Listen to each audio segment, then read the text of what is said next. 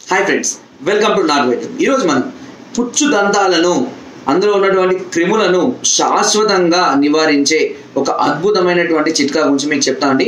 పుచ్చు దంతాలు ఒకసారి పుచ్చుపడిన తర్వాత దంతాలు తిరిగి మళ్ళీ నార్మల్గా రావడం అనేది ఇంపాసిబుల్. కాకపోతే పుచ్చు అనేది ఒక దగ్గర స్టార్ట్ అయ్యి అది క్రమక్రమంగా ఆ హోల్స్ చేసుకుంటూ వేరే వేరే దంతాలకు అలా దంతాలన్నీ కూడా పాడు చేయడం జరుగుతుంది. సో ఇలా అవ్వడం వల్ల ఏమవుతుందంటే దంతాలు నొప్పి రావడం, జివ్వున లాగం, ఏదైనా తినలేకపోవడం, తిన్నా ఇరుక్కోవడము, నొప్పి, బాధ, సలపడం, చాలా రకాల ఇబ్బందులు ఉంటాయండి. బ్రష్ చేయడాలన్నా కూడా చాలా ఇబ్బందిగా ఉంటుంది. అలాంటి సందర్భాలలో ఇప్పుడు నేను చెప్పబోయే చిట్కా అనేది మీకు చాలా అద్భుతంగా రామబాణంలా పనిచేస్తుంది.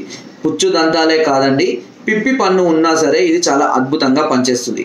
దీనిని చేయవలసిందల్లా ఏంటంటే కొద్దిగా ఇంగువ తీసుకోండి. ఒక 2-3 చిటికలంతా ఇంగువ తీసుకోండి. ఒక చిన్న బౌల్లో తీసుకొని దానిలో కొద్దిగా అంటే సరిపడినంత నీటితోటి కొంచెం ముద్దలాగా చేసుకొని దానిలో ఒక 2-3 చుక్కలంతా నిమ్మరసం పిండండి.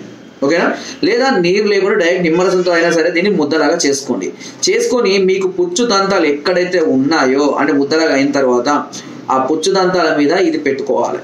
ఇలా పెట్టుకొని 1-2 గంటల పాటు అలాగే ఉంచుకొని తర్వాత శుభ్రపరచుకోవచ్చు. ఇలా ప్రతిరోజు 1 లేదా 2 సార్లు చేస్తూ ఉండాలి. ఇలా చేసిన తర్వాత అంటే ఒక రోజు 1 గంట పెట్టుకున్నారనుకోండి, తర్వాత లేదంటే సాయంత్రం పెట్టుకున్నారు, శుభ్రపరచుకున్నారు, తెల్లారి ఉదయం ఏం చేయండి అంటే మనకు కస్టర్డ్ యాపిల్ యొక్క ఆకులు ఉంటాయి కదా, సీతాఫలం అంటాం మనం. ఈ సీతాఫలం యొక్క ఆకులను తీసుకొని వచ్చి మెత్తగా ముద్దలాగా నూరి అందులో దొడ్డుప్పు, మనం గల్ల ఉప్పు అంటాం, ఆ దొడ్డుప్పు కొద్దిగా ఒక 2 ఉప్పు గడ్డలు ఆ ఆకు ముద్దలో పెట్టేసి ఎక్కడైతే పుచ్చు పళ్ళలు ఉన్నాయో ఆ పళ్ళ ప్రాంతంలో పెట్టి దవడతో ఒత్తి పట్టి ఉంచండి. ఇలా కనీసం ఒక గంట సేపు ఉంచినట్లయితే కొద్దిగా నొప్పి లేస్తుంది.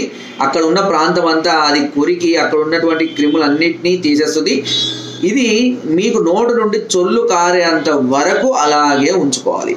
ఈ చొల్లు కారుతూ ఉంటే కారనివ్వాలి, తుడుచుకోవద్దు, మింగద్దు.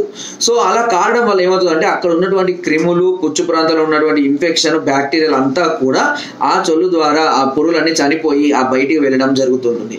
తర్వాత ఆ ముద్దను తీసి పారేసి కొద్దిగా మంచిగా బ్రష్ తోటి శుభ్రపరచుకోండి. ఇలా వెంటనే మనకు ఫలితం కనబడకపోయినా కంటిన్యూ ఒక వారం 10 రోజులు కనుక చేసినట్లయితే దంతాలలో ఉన్నటువంటి పుచ్చు, క్రిములు, బ్యాక్టీరియల్ ఇన్ఫెక్షన్స్, దంతాల నొప్పులు ఇవన్నీ పూర్తిగా తగ్గిపోవడం జరుగుతుంది. అంతేకాకుండా వీటితో పాటు మనము సహజంగానే ఇంట్లోనే తయారు చేసుకున్నటువంటి ఒక చూర్ణం ఉందండి, దంత చూర్ణం. ఆ ఇంట్లో తయారు చేసిన దంత చూర్ణం ఎలా తయారు చేసుకోవాలనేది నేను నెక్స్ట్ వీడియో తీస్తాను. దీని నెక్స్ట్ కమింగ్లో ఉంటుంది. ఈ దంత చూర్ణం ద్వారా ఈ పుచ్చు పనులకు కోల్పోయినటువంటి బలాన్ని, అదేవిధంగా చిగుర్ల వాపును, చిగుర్ల ఉబ్బడాన్ని, చిగురు రక్తం కారడాలు, దంతాలు కదలడాలు, ఇలాంటి అన్ని రకాల సమస్యలు దాని ద్వారా తగ్గిపోవడం అనేది జరుగుతుంది. దీన్ని నెక్స్ట్ పార్ట్ 2లో నేను చెప్తాను. మీకు నేను చెప్పిన విధంగా చిట్కా కనుక చేసి మీకు వల్ల క్యూర్ అయితే కనుక తప్పకుండా నాకు కామెంట్లో తెలియచేయండి. ఒకవేళ నా వీడియో మీకు నచ్చినైతే పార్ట్ 2 కావాలని కూడా మీరు వాట్సాప్ చేయండి లేదా కామెంట్ చేయండి. తప్పకుండా నేను మీరు పెట్టినా పెట్టకపోయినా ఖచ్చితంగా నేను పార్ట్ 2 తీస్తాను. అది ఎందుకంటే చాలా చాలా చాలా ఇంపార్టెంట్ అందరికీ కూడా దంత బలాలకు. బట్ మీరు పెడితే నాకు కొంచెం మోటివేషన్ కలుగుతుంది. ఓకే, నా వీడియో చాలా మంది లైక్ చేస్తున్నారు, కామెంట్స్ రిప్లై ఇస్తున్నారని కొంచెం హ్యాపీగా ఉంటారు. సో అంతేకాని వేరే ఏమీ లేదండి.